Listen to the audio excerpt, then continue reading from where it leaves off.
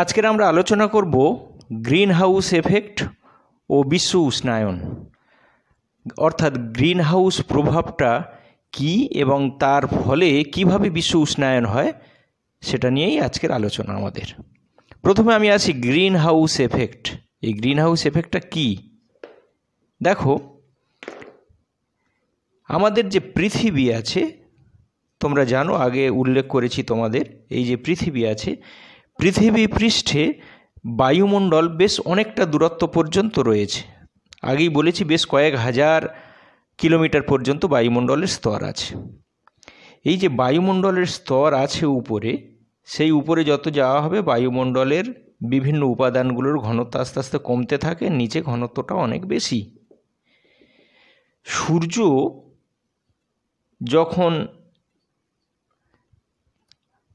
সূর্যের আলো যখন আমাদের পৃথিবীতে আসে, সেই যে সূর্যরশ্মি, সেই সূর্যরশ্মির যে তরঙ্গ দৈর্ঘ্য, সেই তরঙ্গ দৈর্ঘ্য খুব ছোট ছোট তরঙ্গ দৈর্ঘ্যের আকারে সূর্যের রশ্মিটা আমাদের পৃথিবীতে এসে পৌঁছায়।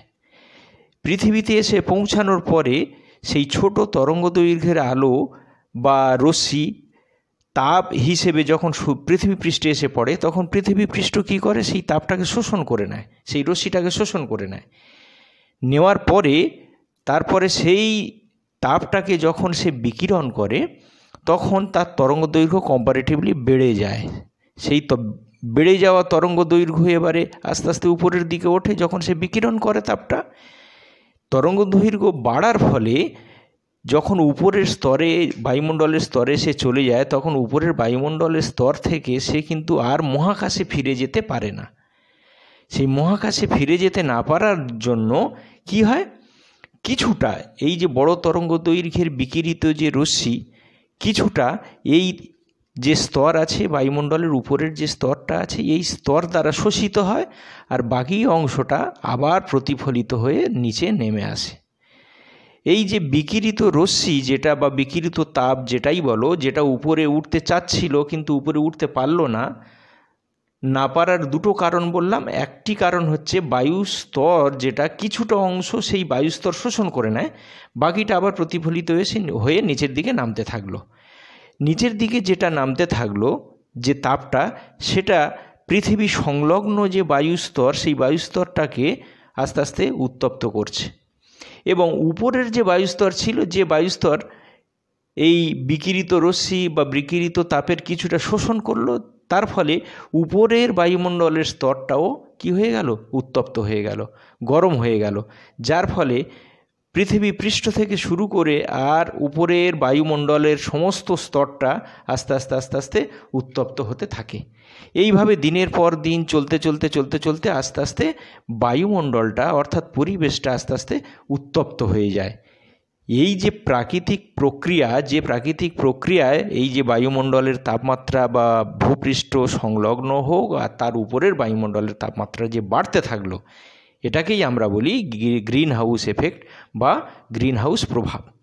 এবারে কথা হলো, এই যে তোমাদের বলছিলাম উপরের দিকে যে গ্যাসগুলো আছে, এই গ্যাসগুলো কিছুটা অংশ শোষণ করে। কারা সেই গ্যাস? বায়ুমণ্ডলের কোন উপাদানগুলো এই বিকিরিত যে তাপ বা বিকিরিত যে রশ্মি, সেটাকে শোষণ করে? কোন উপাদান, বায়ুমণ্ডলের কোন উপাদান? তারা হলো, দেখো, জলীয় বাষ্প, তারা হলো ozone, carbon dioxide, methane, CFC, N2O, এই যে গ্যাসগুলো।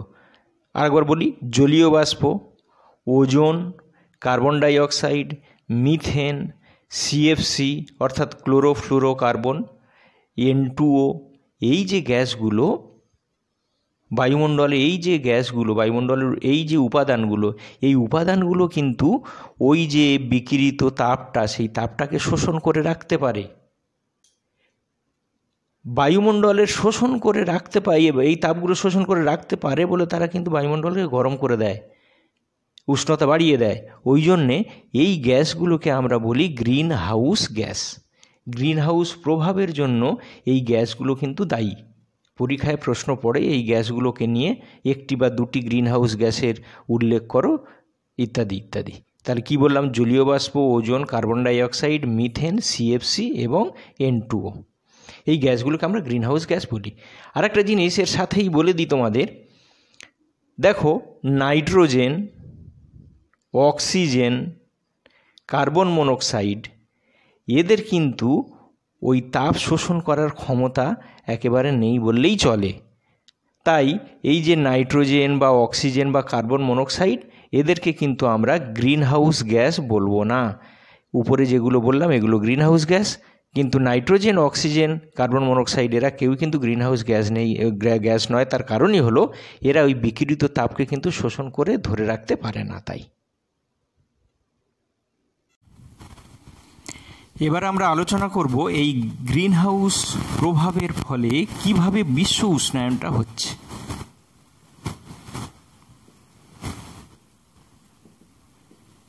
বিশ্ব উষ্ণায়ন বা গ্লোবাল ওয়ার্মিং আমাদের মানব জাতির বিভিন্ন ক্রিয়াকর্মের জন্যে যে গ্রিন হাউস গ্যাসগুলো আমি তোমাদের আগেই উল্লেখ করলাম, এই গ্রিন হাউস গ্যাসের পরিমাণ দিনকে দিন কিন্তু বেড়ে যাচ্ছে।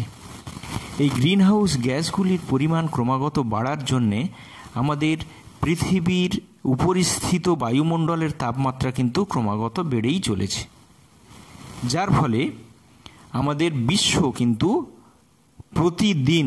প্রতিনিয়তই আস্তে আস্তে উষ্ণায়ন হচ্ছে, বিশ্বের উষ্ণায়ন হচ্ছে। এই গ্রিন হাউস এফেক্টের জন্যে এই যে পৃথিবীর তাপমাত্রাটা বাড়ছে, এটাকেই আমরা বলছি বিশ্ব উষ্ণায়ন।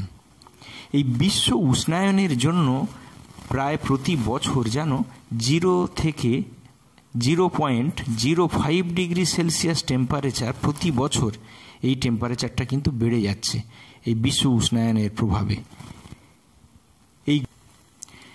এই গ্লোবাল ওয়ার্মিং বা বিশ্ব উষ্ণায়নের প্রভাবে কি হচ্ছে?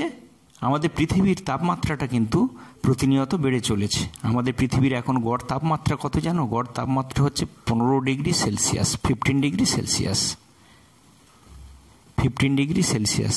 এটা হচ্ছে আমাদের পৃথিবীর গড় তাপমাত্রা। এই রকমভাবে যদি বিশ্ব উষ্ণায়নটা হতে থাকে, তাহলে এই গড় তাপমাত্রা কিন্তু আগামী 30 বছরে অ্যাপ্রক্সিমেটলি 2 থেকে 4 ডিগ্রি সেলসিয়াস পর্যন্ত কিন্তু বেড়ে যেতে পারে। এই বাড়ার ফলটা কি হতে পারে? এই বাড়ার ফলটা হতে পারে মানে খুবই ভয়াবহ। কীরকম না, আমাদের মেরু অঞ্চলে যে পরিমাণের বরফ আছে, এই টেম্পারেচারটা যদি বেড়ে যায়, তাহলে আমাদের পৃথিবীর প্রায় 70% স্থলভাগ এটা কিন্তু জলের তলায় চলে যেতে পারে। আর কি হতে পারে? সমুদ্রের জলে যে কার্বন ডাইঅক্সাইড মিশে থাকে, তোমরা জানো কার্বন ডাইঅক্সাইড জলে দ্রবীভূত হয়, বেশ ভালো পরিমাণে দ্রবীভূত হতে পারে। কিন্তু এই বিশ্ব উষ্ণায়নের প্রভাবে, অর্থাৎ টেম্পারেচার যদি বেড়ে যায় পৃথিবীর, তাহলে কি হয়? এই যে সমুদ্রের যে জলে বিশাল পরিমাণ যে জল আছে পৃথিবী পৃষ্ঠে, সেই জলে অনেকটা পরিমাণ কার্বন ডাইঅক্সাইড কিন্তু ডিজলভ হয়ে আছে। সেই দ্রবীভূত কার্বন ডাইঅক্সাইডের পরিমাণ কিন্তু সমুদ্রের জল থেকে বেরিয়ে আসতে পারে। সেই কার্বন ডাইঅক্সাইডটা বেরিয়ে এসে আবার পৃথিবী পৃষ্ঠে যখন আসবে, তখন আমাদের বায়ুমণ্ডল আবার কার্বন ডাইঅক্সাইডের পরিমাণ অনেক বেড়ে যাবে। তাতে করে আমাদের জীবজগতের ক্ষেত্রে আরও ভয়াবহ প্রভাব ফেলবে। এইবারে আসি আমাদের এই যে গ্রিন হাউস প্রভাব, এই গ্রিন হাউস প্রভাবটাকে কিভাবে আমরা কমাতে পারবো, কিভাবে আমরা গ্রিন হাউস প্রভাবটাকে কমাতে পারবো। দেখো এর রেমেডিটা কি, কমানোর কিভাবে কমাতে পারবো। 1 নম্বর, দেখো এই যে সিএফসি, ক্লোরোফ্লুরোকার্বন, এটা কিন্তু ভয়ঙ্করভাবে গ্রিন হাউস প্রভাব ঘটায়। আমাদের বিভিন্ন জিনিস ব্যবহার করি যেগুলো আমি আগেই বলেছি তোমাদের আগের ভিডিওতে, অর্থাৎ যেগুলো কুলিং মেশিন, রেফ্রিজারেটর, এসি, এগুলো ব্যবহারের ফলে কিন্তু এই সিএফসিটা উৎপন্ন হয় প্রচুর পরিমাণে, যেটা বায়ুমণ্ডলে গিয়ে মেশে। আমরা পুরোপুরি হয়তো এটাকে কন্ট্রোল করতে পারবো না, তবুও যতটা সম্ভব এইগুলোর ব্যবহার একটু কমিয়ে সিএফসির যে সাপ্লাই, সেটাকে আমরা কিন্তু কমাতে পারবো। দ্বিতীয় আর একটা প্রভাব হচ্ছে কি, কার্বন ডাইঅক্সাইড। এই কার্বন ডাইঅক্সাইডের পরিমাণকে কমাতে গেলে কিন্তু আমাদের কয়েকটা দিকে নজর রাখতে হবে। কি কার্বন ডাইঅক্সাইডের প্রভাব কমানো যাবে কিভাবে? 1 নম্বর, আমাদের যে ফসিল ফুয়েল যেগুলো মাটির তলায় থাকে, অর্থাৎ পেট্রোলিয়াম জাত যে বিভিন্ন রকমের যে জ্বালানি, কয়লা, এগুলোকে আমরা যখন দহন করছি, পোড়াচ্ছি, আমরা যখন জ্বালানি হিসেবে ব্যবহার করছি, তখন প্রচুর পরিমাণে কিন্তু এই কার্বন ডাইঅক্সাইড উৎপন্ন হচ্ছে। সেইগুলো ব্যবহার যতটা কমানো যায় ততই মঙ্গল। কার্বন ডাইঅক্সাইডের পরিমাণটাও কিন্তু নিয়ন্ত্রণের মধ্যে থাকবে। তাহলে কি করব? সেটা হলো আমাদের যে সৌরশক্তি বা আরও কিছু কিছু অপ্রচলিত শক্তি, আরও কিছু কিছু মানে কোনগুলো? সৌরশক্তি হতে পারে, জোয়ার ভাটার শক্তি হতে পারে, ভূগর্ভস্থ তাপ শক্তি হতে পারে, বায়ু শক্তি হতে পারে। এই যে অপ্রচলিত শক্তিগুলো, এই অপ্রচলিত শক্তিগুলো আমরা এবারে ব্যবহার করতে শিখব, যার ফলে কার্বন ডাইঅক্সাইডের উৎপন্ন হওয়ার হারটাও কিন্তু কমাতে পারবো আমরা। আরেকটি খুব ভাইটাল জিনিস, সেটা হচ্ছে বনসৃজন করতে হবে, এবং তার সাথে সাথে আমাদের যে উদ্ভিদ আমরা কেটে ফেলি যত্রতত্র, যে কোনোভাবে হোক, যে কোনো প্রয়োজনে অপ্রয়োজনেও আমরা যে বন জঙ্গল সাফ করে দিচ্ছি আমাদের নিজেদের বাসস্থানের জন্য বা সভ্যতার উন্নতির জন্যে, সেগুলো কিন্তু কমাতে হবে। আর যদি প্রয়োজন হয়ও গাছ কাটার, দুটো গাছ লাগিয়ে তবে একটা গাছ কাটা উচিত। এই দিকগুলোতে আমাদের নজর রাখতে হবে। নজর রাখলে আমরা কিন্তু এই বিশ্ব উষ্ণায়নটা কিছুটা হলেও কমাতে পারবো। এবারে আরেকটা কথা তোমাদের বলে দিই, সেটা কি না, এই যে বিশ্ব উষ্ণায়নের কথাটা বললাম, গ্লোবাল ওয়ার্মিংয়ের যে কথাটা বললাম, আচ্ছা গ্লোবাল ওয়ার্মিং কি আমাদের শুধু ক্ষতিই করেছে? আমাদের কি কোনো লাভ হয়নি এই বিশ্ব উষ্ণায়নের প্রভাবে? হ্যাঁ, লাভও কিন্তু হয়েছে, এর একটা সুফলও আছে। কিন্তু সেই সুফলটা কী বলো তো? যদি ওই বিকিরিত যে তাপগুলো বলছিলাম, সেই তাপগুলো যদি বায়ুমণ্ডলের স্তর দিয়ে মহাকাশে চলে যেতে পারত, তাহলে কিন্তু আমাদের বায়ুমণ্ডলের যে তাপমাত্রা, এই বায়ুমণ্ডলের তাপমাত্রাটা কিন্তু দিনকে দিন ফল করে যেত, কমে যেত।